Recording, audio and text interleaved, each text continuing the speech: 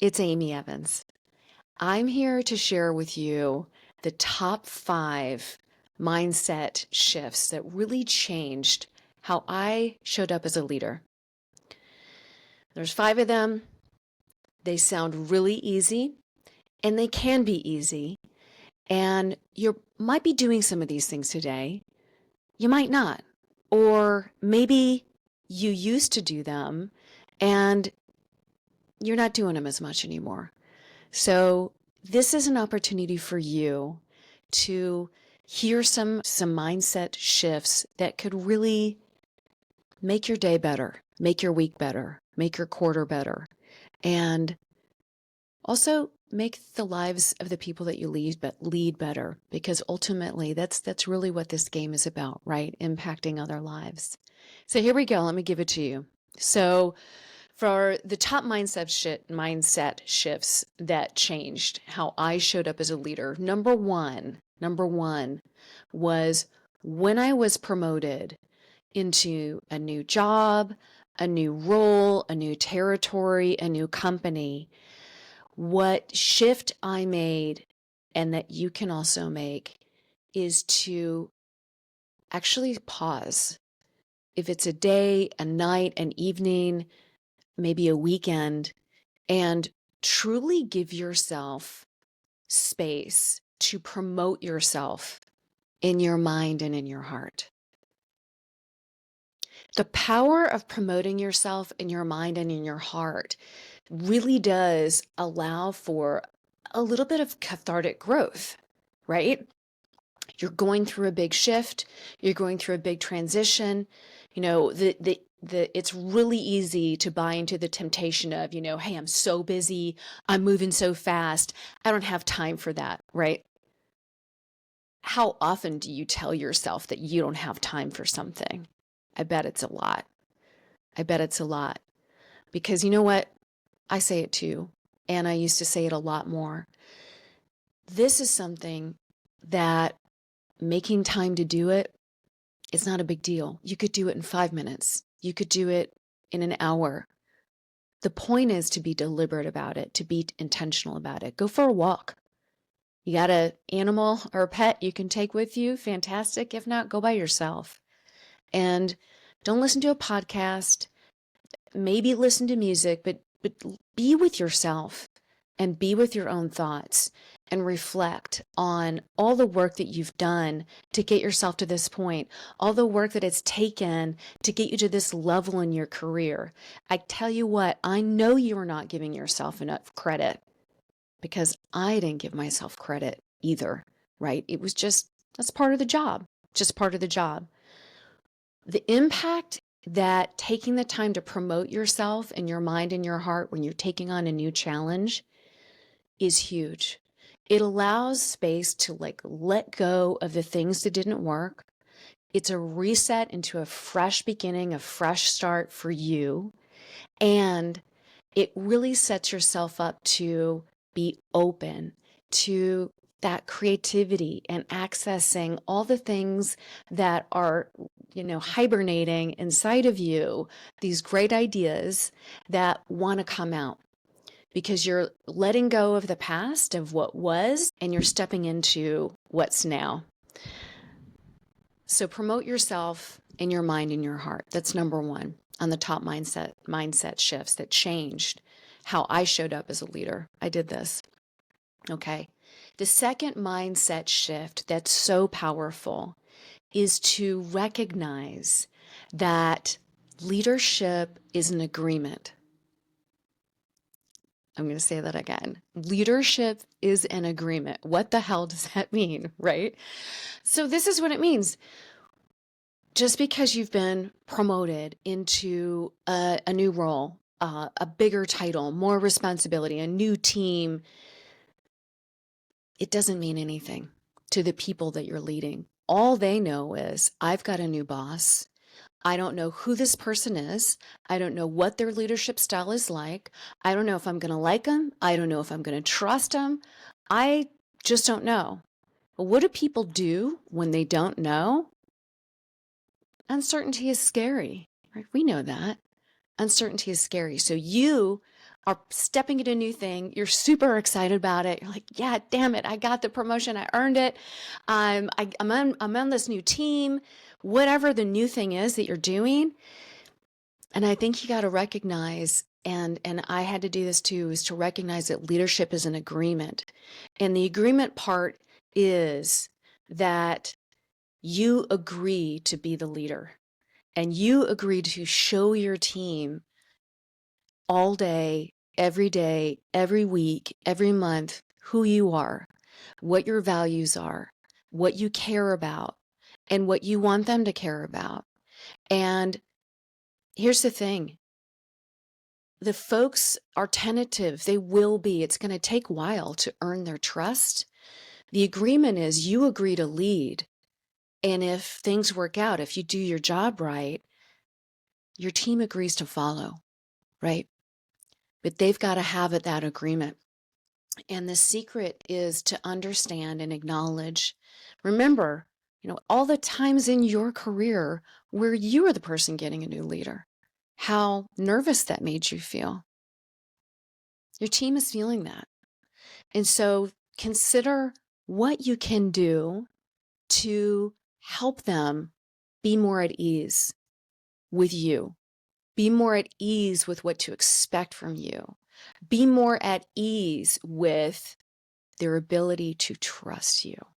Because that's what the heart really is. The heart of the matter really is trust. Because even if you're bumping along and you get things started out right and you are showing up every day with your actions, being the leader that you want to be, your team is still going to be looking for inconsistencies. They're still going to be looking at you and waiting for, I don't really know if I can trust her yet. Because the last time I trusted somebody, they let me down. This is what's going through their minds. So this is something to keep in your heart, in your mind, is to understand. And there's no way you can change any of this, by the way. You can't do anything about it. All you can do is be aware and use that mindset, use that awareness to take control and be intentional about how you show up. Because you know that leadership is an agreement and it takes time for a team to trust you. And it is not a one and done scenario. You got to earn it again and again and again. And when things get hard, when things get tough, when you got to have hard conversations, make hard decisions, deal with hard situations, that's when they're absolutely going to be looking at you, because that's what people do for leaders. They want to be led in times of difficulty. So leadership is an agreement. That's mindset number 2. Okay. Mindset number 3, and this one is something that some of you, it might be really easy for you and you're like, yep, I know this. I'm doing this all day, every day. No big deal. Others, maybe in your heart of hearts, you really know that you're not doing this. You know what? Here's the thing. Don't be hard on yourself. It's a journey. Leadership's a journey. Nobody shows up and it's just like, woo, I'm the perfect leader ever. And that's why they call it leadership, right? Everything is nuance. Everything is an opportunity to continue to evolve your game and to grow your game. So the third mindset shift is, if you aren't leading with your heart, then you're missing the point. If you aren't leading with your heart, then you're missing the point.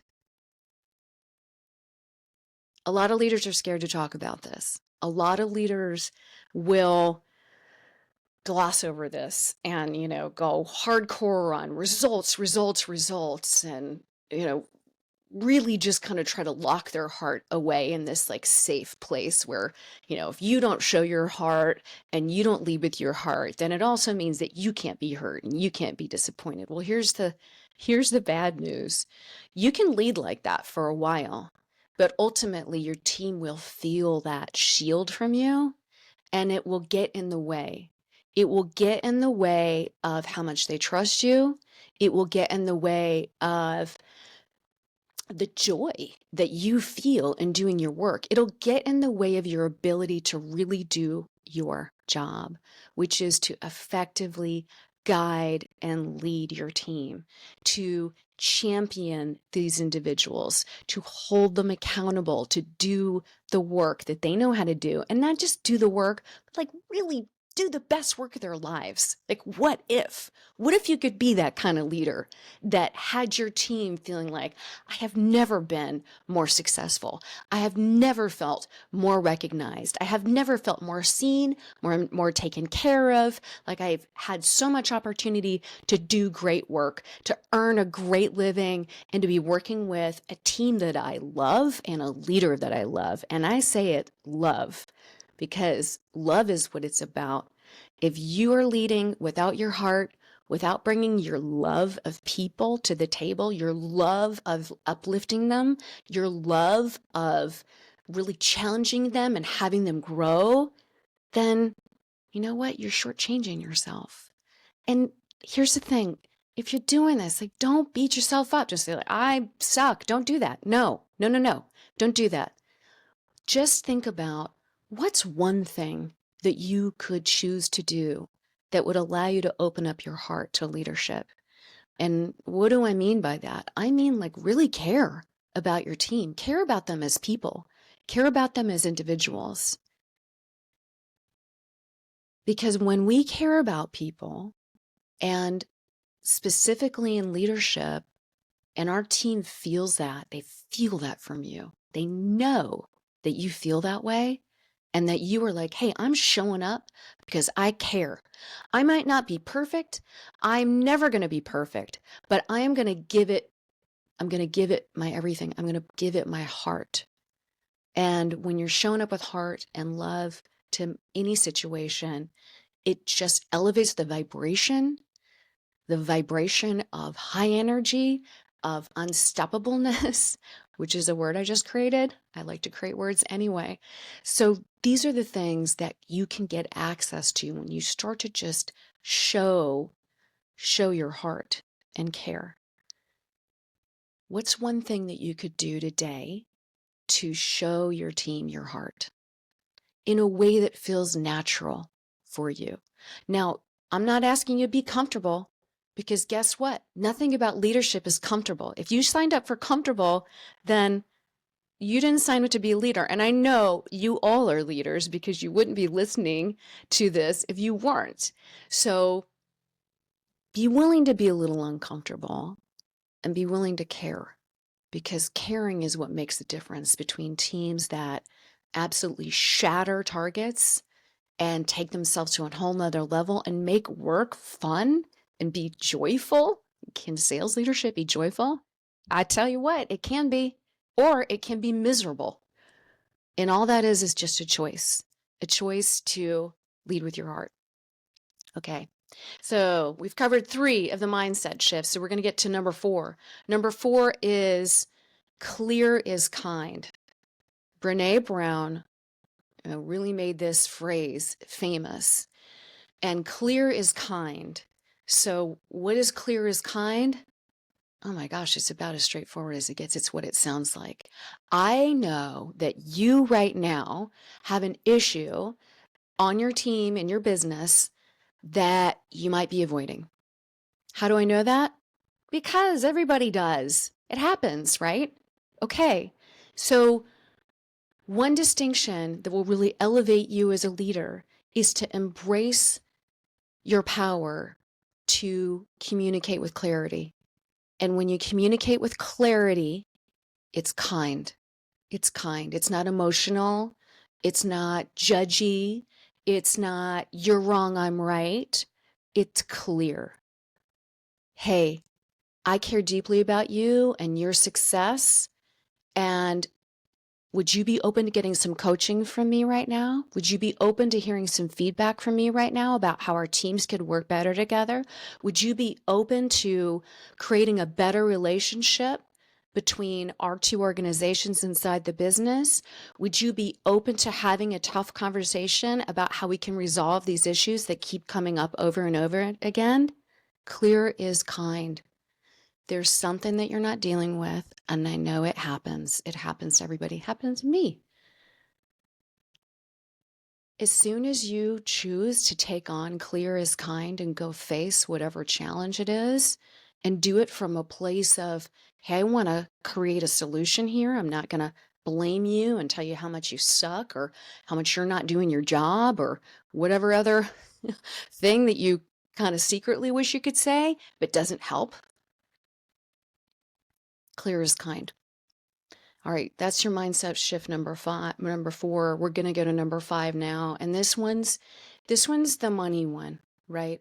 This one's one where you can take this and choose to write it down, like put it on a sticky note. I don't know if you do that. I have sticky notes all over my screen right now. And I'll tell you what are on them after the end of like the number 5. But so this number 5 one for a mindset shift, this is the top one. If there's one mindset shift to take away from listening to this conversation, is number 5, the top mindset shift for leadership and sales leadership is to be the leader you know you are. Be the leader that you know you are. You didn't step into this role to be half a leader. You didn't step into this role to phone it in. You didn't step into this role to not give a shit about other people. You wanted to do this because, well, maybe you were driven off a little power. Maybe you were driven off of, opportunity to earn more money. But I believe, and what I know, is that you are likely driven off of wanting to be the leader you always wanted for yourself. And in that lies the unique leadership strength that you bring to your team in being the leader that you know you are. So on a tough day, a day you don't feel like doing it, you're frustrated, you're annoyed, you didn't sleep good, whatever happened, tell yourself to just be the leader you know you are. You're walking into a tough situation, a tough conversation, a negotiation. Oh my gosh, how many hundreds of forecast calls? Be the leader you know you are. It won't fail you. Okay. So those are my 5 mindset shifts for sales leadership that make a difference. And I told you I was going to tell you what were on my sticky notes here on my computer, and so I'll pop them off. I can always tape them back on. I'll show you. Okay, all right. So the number one is it's right here. I like hot pink. It's just easy, stands out. So it's bold action, be a role model, and love. That's what's on my screen. All right. So I got a couple more here. I'll share them with you. This one is, because I sometimes am a little too serious, I think. But this one is playful, to remind me to have fun with it. Like life is fun. It's enjoyable. We're here to have a good time, right? Like selling is fun. Leading is fun. This is all fun. And if it's not going to be fun every day, some days it's going to really be sucky. Like there's going to be hard stuff, but it can still be fun. Even the commiseration of we're doing something hard together can still be fun and playful. Like have a good time with it. Okay. This is my, wow, this is one I have to always remember. It says listen. Might not be able to read that. Oh my gosh, I should have held these up so that you could see them, but whatever. Listen, really listen. When's the last time you really listened? Some of you aren't really listening right now. It's okay. It's okay. My feelings aren't hurt. I get it. Your brain has however many tens of thousands of thoughts every single day. When we really listen, and you know the difference, when you really listen, oh, the power that you get in being present in the conversation, hearing the other person. Listen. Okay. The last one is that I'll share right now because I got a few more, but we'll save some of those for next time. But this last one is a little note from my mom. She sent me some flowers a few weeks ago, and she's the best mom ever. Oh my gosh, my mom. Right? I mean, I'm sure your mom is great. But my mom is the mom. Anyway, so she wrote this to me. She says, I might cry. Okay, well, If I do, I do. Who cares?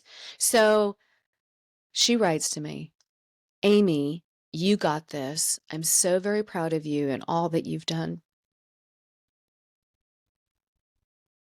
I love you so much.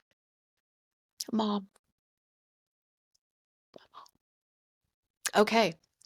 All right. Well, there you go. My heart is in this conversation with you. I'm shedding a couple of tears right now. I get moved. Thinking about my mom makes me cry. I love her so much. Anyway, um, boy, I didn't anticipate that. Uh, go be the leader that you know you are today. You got this.